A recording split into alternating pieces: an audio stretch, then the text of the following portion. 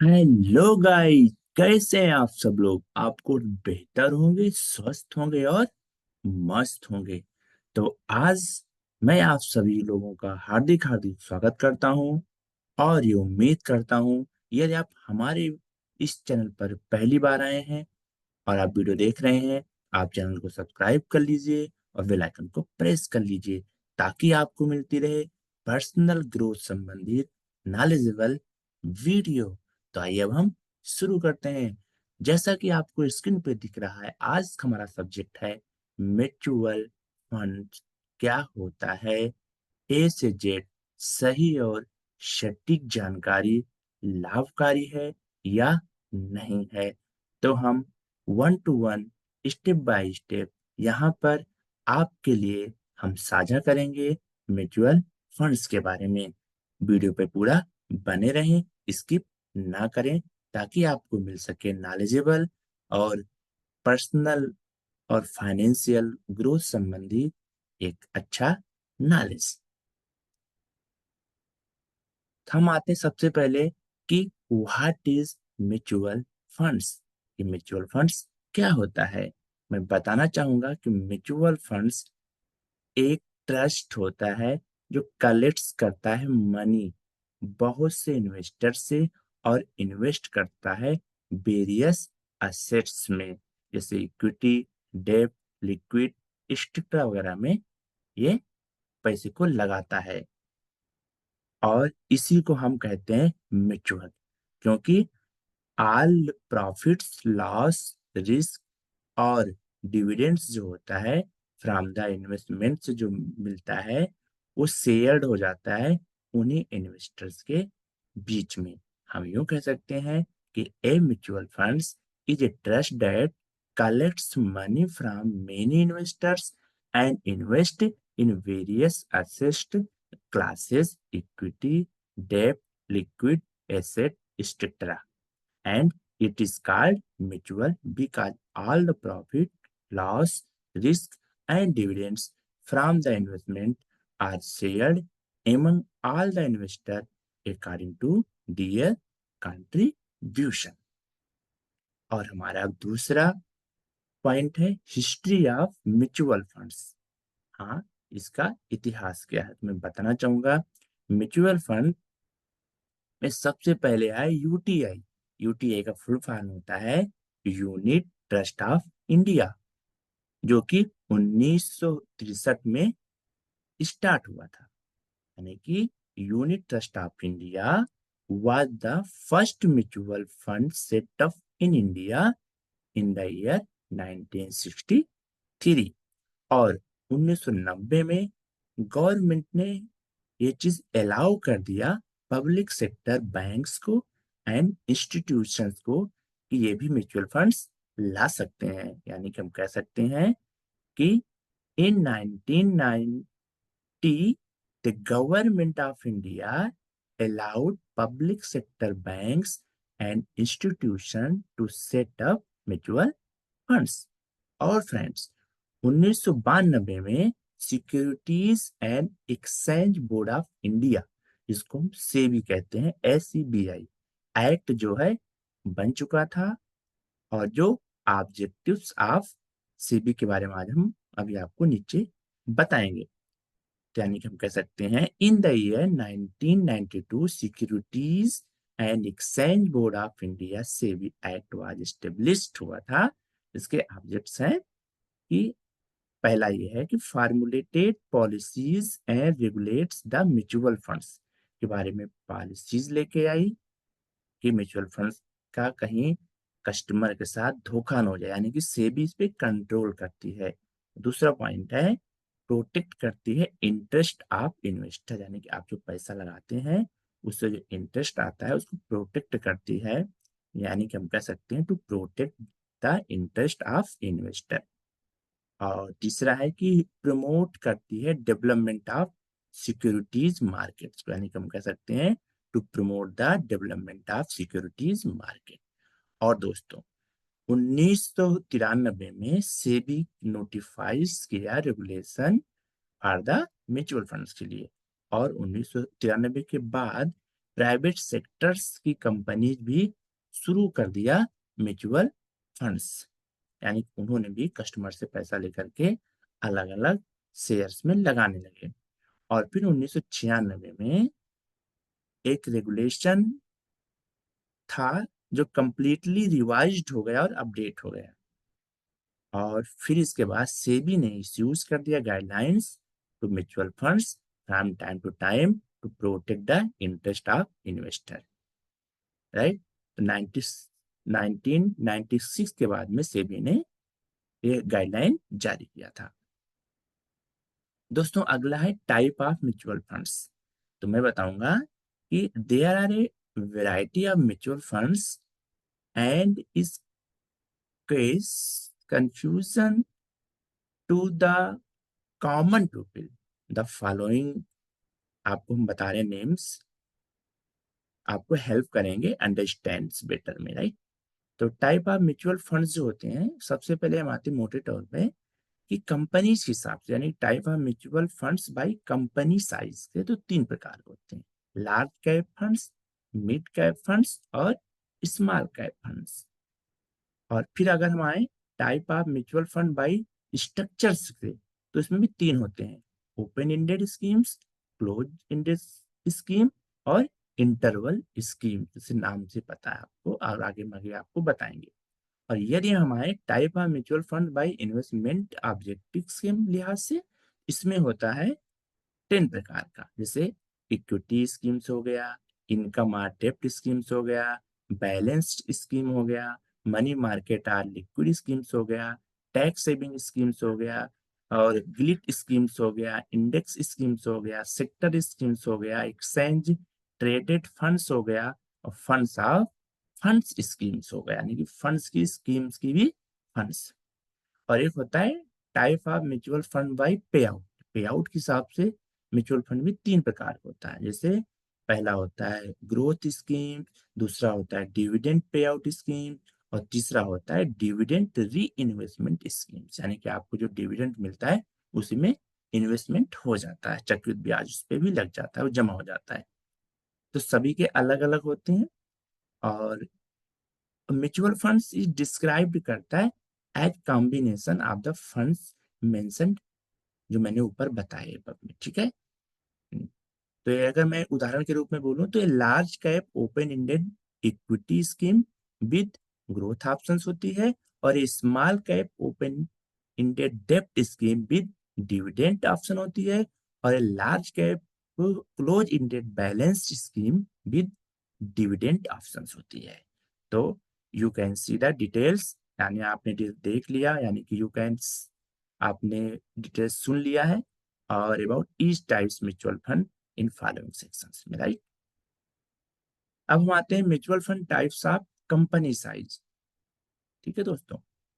तो मैं company size के में अगर देखूं, इसमें भी तीन प्रकार का होता है: large cap funds, mid cap funds और स्मॉल कैप फंड्स, राइट। अगर हम लार्ज कैप के बारे में बोलें तो आपको डिस्क्राइब मैं कर देता हूं कि लार्ज कैप फंड्स जो होता है, these fund invest a large portion of their corpus in companies with large market capitalization, ठीक है। तो these funds generally ऑफर करता है स्टेबल और रिटर्न भी देता है over the period of time, time के बाद आपको रिटर्न देता है और स्टेबल रहता है यहाँ पैसा। और these funds are classified as less volatiles, less risk होता है, लेस रिटर्न होता है, रिस्क कम है, रिटर्न भी कम मिलता है लार्ज कैप फंड्स में।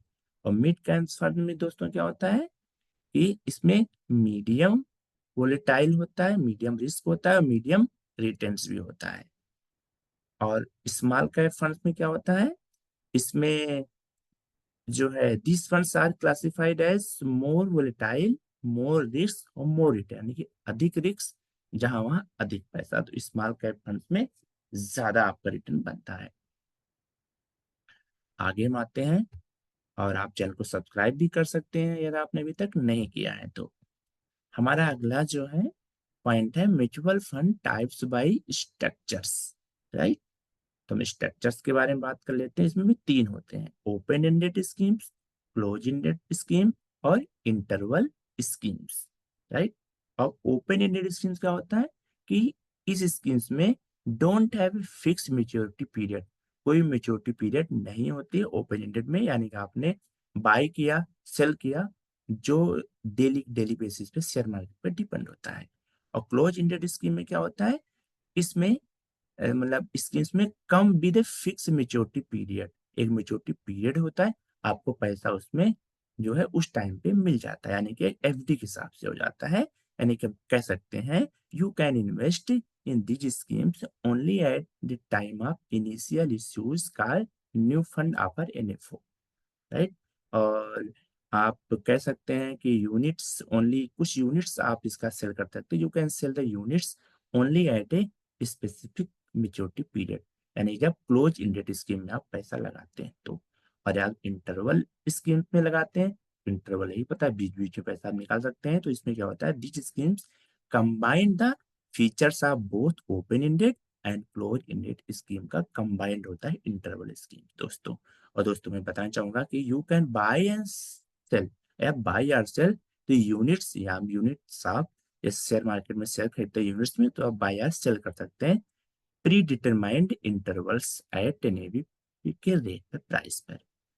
और यदि हम कहें तो इन एडिशन में कहें तो these schemes are listed on the stock exchange where you can buy और sell unit of the funds, right. अब हम आते हैं mutual fund types by investment objective पर। तो इसमें भी दोस्तों कई टाइप्स होते हैं, यानी कि हम कह सकते हैं कि by investment objectives mutual funds can be categorized as the following types. जैसे हम कह सकते हैं इक्विटी स्कीम, हम कह सकते हैं इनकम और डेप्ट scheme, balance scheme, money market और liquid scheme, tax saving scheme और gilt scheme, index scheme, sector scheme, ठीक है। और कह सकते हैं क्या बोलते हैं एक्सचेंज ट्रेडेड फंड्स कह सकते हैं, और हम कह सकते हैं फंड्स ऑफ फंड्स स्कीम, जिसका मैंने पहले भी जिक्र किया हुआ है, ठीक है। तो आइए हम let's see the details of each types देख लेते हैं। तो इक्विटी स्कीम्स में क्या होता है, these schemes are known as high risk and high returns होता है, और these schemes generally invest a majority of their funds in equities shares and hence these are high risk investment होता है।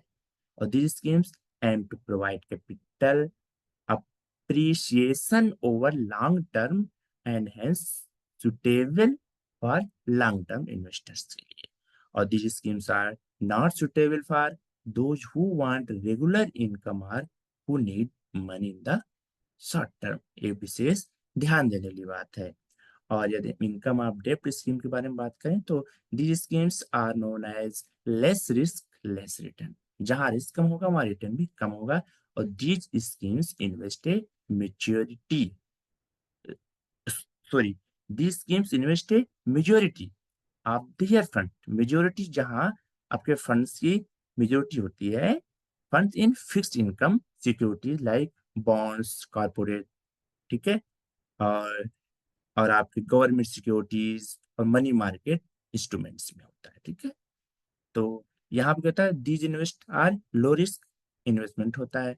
और हम यदि हम बात करें तो बैलेंस स्कीम के बारे में, तो इस स्कीम्स में आनोन हम जान सकते हैं मीडियम रिस्क और मीडियम रिटर्न्स होता है बैलेंस स्कीम में। These schemes invest in both equity और फिक्स्ड इनकम और इंस्ट्रूमेंट्स में कर सकते हैं।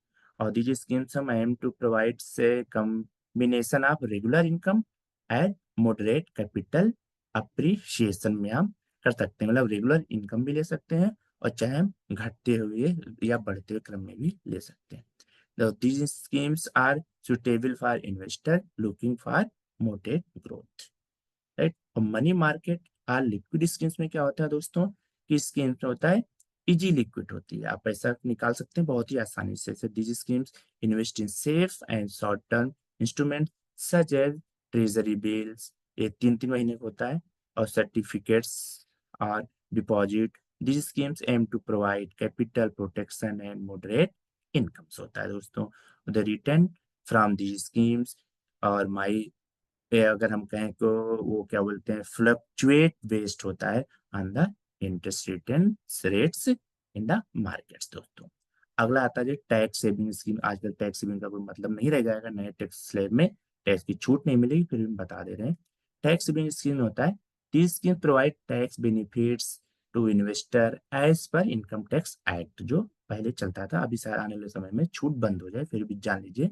इसमें एग्जाम्पल जैसे इक्विटी लिंक सेविंग स्कीम्स होता है, ईएलएसएस कहते हैं, and Rajiv Gandhi equity saving schemes होता है। और इनका नेम क्या है, तो these schemes is to provide capital appreciation and tax benefits, और these schemes comes with a specific lock in period होता है इनका, उसके बाद ही आप पैसा निकाल सकते हैं, बीच में नहीं निकाल सकते हो। These schemes invest mainly in equity and hence they are high risk oriented schemes होती हैं। और जो गिलिट स्कीम्स क्या होती है, आपके मन में आया होगा गिलिट स्कीम्स क्या होती है, मैं बता दूं। Gilt schemes is these schemes invested exclusively in government securities.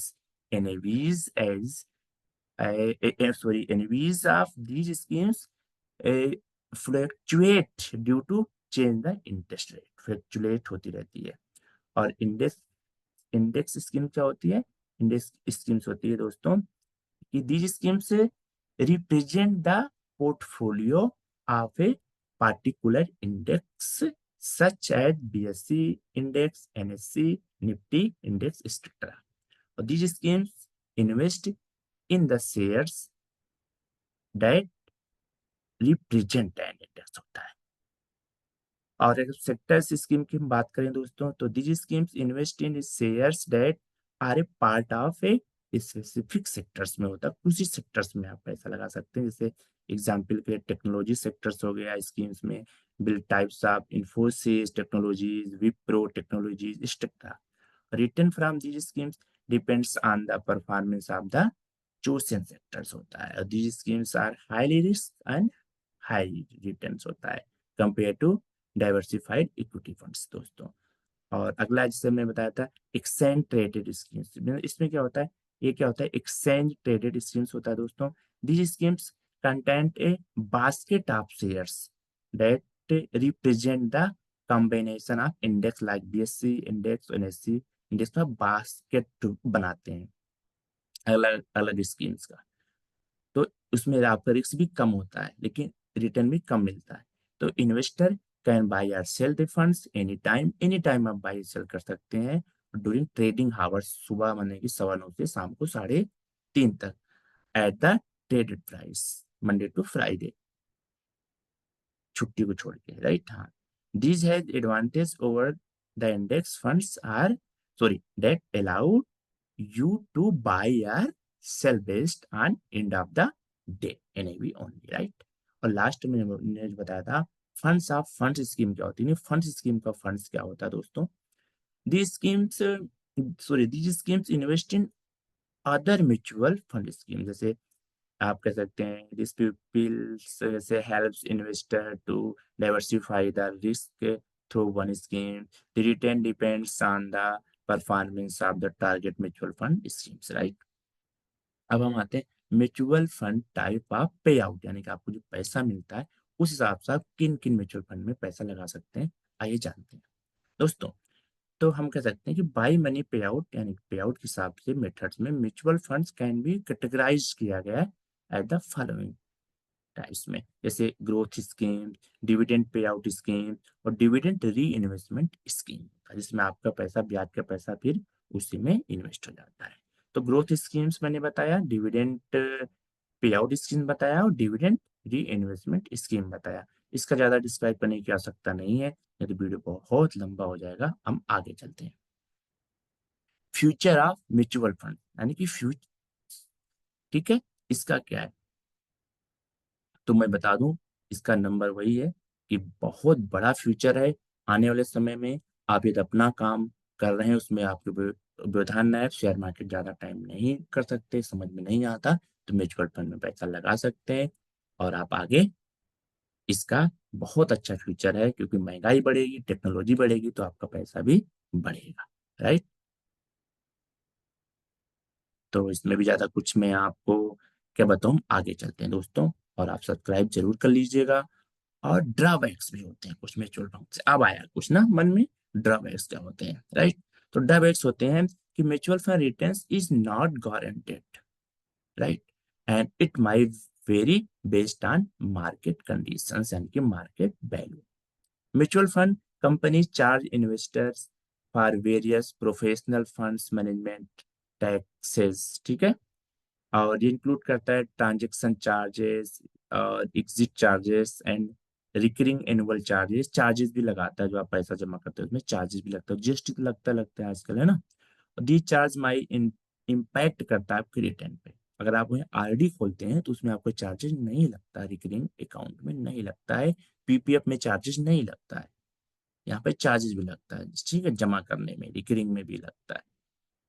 और जैसे आप ट्रांजेक्शन चार्जेस कह सकते हैं म्यूचुअल फंड में, ठीक है। और section to know more about various cost before investing. या आपको पता होना चाहिए बिफोर इन्वेस्टिंग, ठीक है, पैसा आपका कहाँ कहाँ चार्जेस लगता है। Mutual fund companies will continue करती है to charge fees even if the funds gives negative return, ठीक है। तो ये नेगेटिव रिटर्न्स आता है तो भी कंपनी चार्ज करती है। और यू कैन बाय या sell mutual funds unit only at the end of the day, ठीक है, नॉट ड्यूरिंग ट्रेडिंग आवर्स। उस दिन के लास्ट के समय आप ही उसको आप बाय या सेल कर सकते हैं, ट्रेडिंग आवर्स में नहीं कर सकते, ठीक है। Mutual fund companies gives a large amount of cash at hand to pay the investor just in case if they sell the units due to various reasons. It means that they need to invest in case in addition to other assets classes. This may impact the returns भी पड़ता है। तो इस चीज का विशेष ख्याल रखना चाहिए कि हाँ क्या क्या ड्रॉबैक्स हैं। और इनकम टैक्स बेनिफिट के बारे में आपको बताना चाहूंगा कि इनकम टैक्स बेनिफिट्स पहले तो होता था, बस आने वाले समय में शायद नए वाले टैक्स के नियम में कोई बेनिफिट्स ना मिले। फिर भी मैं बता दूं आपको, you need to know the वैसे दिस स्कीम्स के बारे में जो आपको इनकम टैक्स बेनिफिट देंगी टू गेट से good understanding of income tax benefit in mutual fund. जैसे सेक्शन 80C बेनिफिट ले सकते हैं, डिविडेंड पे आउट टैक्सेस का बेनिफिट, कैपिटल गेन टैक्सेस का, सीजीटी कहते हैं, TDS tax deducted at source, ठीक है। दे जैसे मतलब डिटेल्स में अगर हम बात करेंगे 80C से क्या होता है तो उस पर बहुत लंबा वीडियो हो जाएगा, फिर भी मैं आपको समरी में बता देता हूँ, ठीक है। 1 अप्रैल 2020 से सेक्शन 80C बेनिफिट्स बिल भी अवेलेबल हो गया था, only on the old tax system में, ओल्ड टैक्स में, विंडो में नहीं। और they are not available on the new tax system. तो आने वाले समय न्यू होगा तो इसका कोई ज्यादा मतलब है नहीं। तो हम आगे बढ़ जाते हैं, ठीक है, आगे हम बढ़ जाते हैं। आगे हम आपको बताएंगे कि who can invest in mutual fund, कौन इन्वेस्ट कर सकता है म्यूचुअल फंड में। तो म्यूचुअल फंड में सभी इन्वेस्ट कर सकते हैं, ठीक है। तो मैं आपको बताऊंगा कि इंडियन जो लोग हैं, भारतीय नागरिक हैं, रेसिडेंट इंडिविजुअल्स,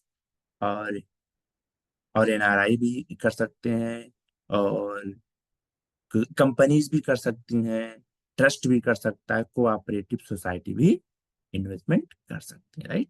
आप इंडिविजुअल भी कर सकते हैं। और एनएवी क्या होता है, बहुत से लोगों के मन में होगा एनएवी क्या होता है। तो NAV stand for net assets value. NAV is a current market price of 1 unit of the mutual fund scheme की, 1 यूनिट का करंट प्राइस होता है, इसके नेट असेट्स वैल्यू कहते हैं। और NAV is calculated on A daily basis for open ended schemes and weekly basis for close ended schemes, right. यानी close ended scheme में यदि आप पैसा लगा तो वीकली आपका ये कैलकुलेट होगा, ओपन इंडेड में है तो डेली ये आपका एनईवी से पैसा आपका घटेगा बढ़ेगा। और NEV calculated after deducting all the expense and charge incurred by the fund. जो भी चार्ज वगैरह होता है उसके उस पर नहीं होता, असर करता है चार्ज, जो आपने पैसा दे दिया आपका गया, ठीक है। वो रिकरिंग में, पीपीएफ में या सेविंग में या इसमें नहीं जाता, ठीक है। और NAV value depends on the performance of the mutual fund scheme. इस परफॉर्मेंस पे भी इसका असर पड़ता है दोस्तों। सब्सक्राइब जरूर कर लीजिए और हम चलते हैं आगे। Transaction charge in mutual fund दोस्तों, बिल्कुल एक बार जानना बहुत जरूरी है कि ट्रांजेक्शन चार्ज क्या होते हैं। मैं बता दूं कि इसमें होते हैं mutual fund invest comes with a cost and they are listed, जिससे मैं आपको बताऊंगा लिस्टेड क्या क्या है। और you need to know these charges before investing in mutual funds.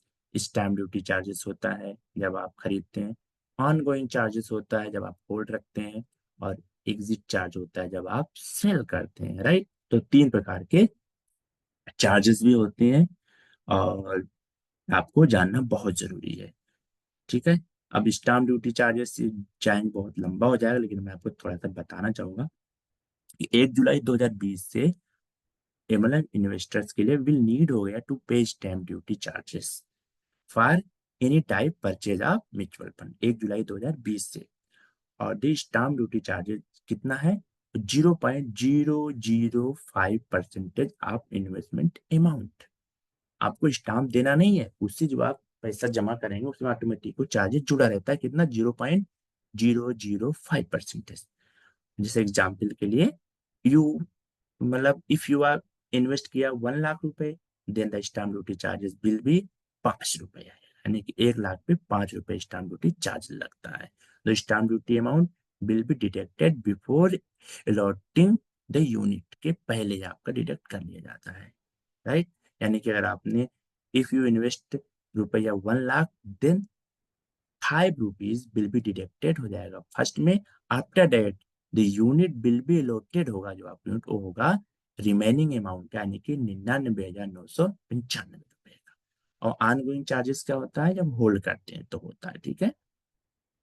उसके बारे में अब ज्यादा क्या बताएं आपको। एग्जिट चार्जेस भी होता है जब आप सेल करते हैं तो होता है, ठीक है। और जनरली 1% से 3% भी होता है, एग्जिट चार्जेस होता है। इन सब चीजों को ध्यान रखें। How to invest in mutual fund, कैसे इन्वेस्ट करें म्यूचुअल फंड में, ये जानना बहुत जरूरी है। तो आइए हम बताते हैं कि आप you can invest in mutual fund through one of the following veg. जैसे आप डायरेक्ट इन्वेस्ट भी कर सकते हैं, बैंक जाएं और वहां पे डायरेक्ट आप जाके इन्वेस्ट करें, ठीक है। HDFC, SBI, bank of Baroda, बहुत सारी बैंक है और कुछ प्राइवेट सेक्टर्स भी हैं। यदि आप इन्वेस्ट थ्रू एजेंट के माध्यम से आप इन्वेस्ट कर सकते हैं। और डायरेक्ट इन्वेस्टमेंट में क्या होता है, ठीक है, ये दो प्रकार के होते हैं, डायरेक्ट और एजेंट के माध्यम से। डायरेक्ट आप ऑनलाइन भी आजकल कर सकते हैं, ठीक है। जीरोधा वगैरह ऐप आता है उससे भी कर सकते हैं, फोन पे से भी कर सकते हैं, ठीक है। और ग्रो ऐप आता है उससे आप कर सकते हैं डायरेक्ट। तो डायरेक्ट में क्या होता है, you can approach the mutual fund schemes office directly और invest the money by completing necessary paper work. आप बैंक में जाकर के या उस कंपनी में जाके पेपर वर्क से माध्यम से डायरेक्ट पैसे जमा करके इन्वेस्ट कर सकते हैं। या सब म्यूचुअल फंड स्कीम वाला इन्वेस्टमेंट थ्रू दियर वेबसाइट्स के माध्यम से होता है। It can be made conveniently from your home, जो भी आपको नजदीक आसानी से पड़े। एडवांटेज है with this approach is that you will not be charge any transaction fee or commission fee and you entire amount will be invested. यानी कि यदि आप स्वयं जाएंगे ब्रांच में तो आपको कोई चार्जेस नहीं लगेगा, जमा करने का चार्जेस नहीं लगेगा। बाकी जो मैंने बताया था दो और चार्जेस वो लगेंगे, एग्जिट का और ड्यूरिंग द होल्ड अमाउंट। और at the same time it may be inconvenience रहता है to go the each and every mutual fund companies if you wish to invest in various mutual fund schemes में कर सकते हैं। और through agent के माध्यम से कर सकते हैं तो वो भी आप जा करके कर सकते हैं। इसमें एजेंट चार्ज लेता है। How agent charge U A one time fees for investment एवं रुपए 10,000, 10,000 से ऊपर वो एजेंट चार्ज लेता है, ठीक है। तो there are many mutual fund agents or brokers and they can help you with various things on mutual fund like investment, redemption, answering or your queries, completing necessary paperwork, etc. By going through the agents, you can invest in various mutual funds schemes. It is like a one stop for any mutual fund related things, ठीक है। और this will be reflected होता है in the mutual fund statement, और जो delivered होता है to you from time to time. ठीक है, तो ये होता है transaction charge in mutual fund section. To know more about the fees charge by the agent, और these charges are as per the guideline issued by SEBI to mutual fund companies and agent office। ठीक है, आगे हम आप बताएंगे offer documents क्या क्या लगते हैं दोस्तों। तो investors should read the mutual funds offer documents, पहले रीड कर लें बिफोर इन्वेस्टमेंट। पैसे इन्वेस्टमेंट करने से पहले आपको डॉक्यूमेंट होगा उसको आप पढ़ लीजिएगा। And the content the following, जैसे कि आप एप्लीकेशन फ्रॉम फॉर इन्वेस्टमेंट, जो भी इन्वेस्टमेंट की एप्लीकेशन उसको अच्छे से पढ़िएगा, समझिएगा, 4 बार पढ़िएगा, एक हफ्ते तक घर में रखिएगा, 2-4 बार पढ़िएगा। फीचर्स ऑफ स्कीम्स का फीचर आप जानिएगा, उसका मैकेनिज्म जानिएगा, रिस्क फैक्टर जानिएगा, और इनिशियल इश्यूज एक्सपेंस भी जानिएगा, और रिकरिंग एक्सपेंस भी जानिएगा, और ट्रांजेक्शन एंड एग्जिट चार्ज भी जानिएगा, और track record of the scheme का ट्रैक रिकॉर्ड पिछले 10-20 सालों का जरूर निकालिएगा। नई स्कीम में कब से स्कीम लॉन्च हुई तब से निकालिएगा। और educational qualification and work experience of the fund managers की भी निकालिएगा, कि आपका फंड मैनेजर जो आपके फंड का देखरेख करेगा उसका एक्सपीरियंस है, एजुकेशनल क्वालिफिकेशन क्या है, वर्क एक्सपीरियंस क्या है। और performance of other schemes launched by the mutual fund, mutual fund के द्वारा जो दूसरी स्कीम्स हैं उससे मिलती जुलती उसका भी परफॉर्मेंस क्या है भी चेक करना लाजमी है। और pending cases in the court, अगर कोर्ट में कोई उस कंपनीज का केस पेंडिंग है तो उसे बचिएगा। और पेनाल्टी वगैरह क्या क्या है वो चीज़ आप जरूर ध्यान दीजिएगा दोस्तों, बहुत इंपॉर्टेंट चीज़ बता रहा हूँ मैं। और नॉमिनेशन बिल्कुल आप कर सकते हैं, तो नॉमिनेशन फैसिलिटीज अवेलेबल होती है म्यूचुअल फंड स्कीम्स में, और करना भी चाहिए, क्योंकि बहुत से लोग उनका देहांत हो जाता है, उनके घर परिवार को पता ही नहीं होता है, इसलिए नॉमिनेशन करना चाहिए, उसका डॉक्यूमेंट घर में प्रिंट करा के अलमारी में रखना चाहिए। और nomination can be made only by individual, इधर सिंगल और ज्वाइंटली आप कर सकते हैं। ठीक है, और non individual like trust society partnership firm, इन सब में क्या है कारपोरेट, इनमें नॉमिनेशन नहीं होता। ठीक है, सिर्फ इंडिविजुअल में नामिनेशन होता है, ज्वाइंट अकाउंट है तो उसमें नामिनेशन होता है, ट्रस्ट या सोसाइटी का म्यूचुअल फंड है तो उसमें नहीं होता। यानी कि ट्रस्ट सोसाइटी ने चाहा कि सोसाइटी हम अपने म्यूचुअल फंड में पैसा लगाएं, वहां पे नॉमिनेशन नहीं होता है। और you can nominate up to 3 people, आप 3 लोगों को नॉमिनेशन बना सकते हैं। इन केस आप मल्टीपल नॉमिनीज में you need to specify the percentage भी आप उन्हें दे सकते हैं, जैसे 33-33% दे दिया, 33-33-34, या 50-20-30 कुछ भी आप दे सकते हैं। Total percentage of share should be 100 होता है। or you can nominate a minor as a nominee, and in the case you need to provide the name, addresses and उसका सिग्नेचर लेना पड़ेगा of the parents of the guardian. या 18 साल से कम नामनी है उसका गार्जियन का सिग्नेचर लेना पड़ेगा, एड्रेस देना पड़ेगा, गार्जियन का भी साथ में रहेगा। और nomination made by an individual will be applicable to all the schemes in the folio, right? Nomination is not allowed for a folio that is in the name of minor, minor case में allowed नहीं है। ठीक है, तो आज आपने क्या क्या सीखा, आज आपने सीखा म्यूचुअल फंड्स के बारे में। और प्लीज दोस्तों चैनल को सब्सक्राइब कर लीजिएगा, बेल आइकन को प्रेस कर दीजिएगा। और आपने इतने देर तक मुझे झेला उसके लिए आपको बहुत बहुत थैंक्स। आपको आपको वीडियो अच्छा लगा होगा, नॉलेजेबल लगा होगा। ये तो आपको नॉलेजेबल लगा होगा, please go to subscribe button, and please bell icon press, and take care. Bye bye. Thanks.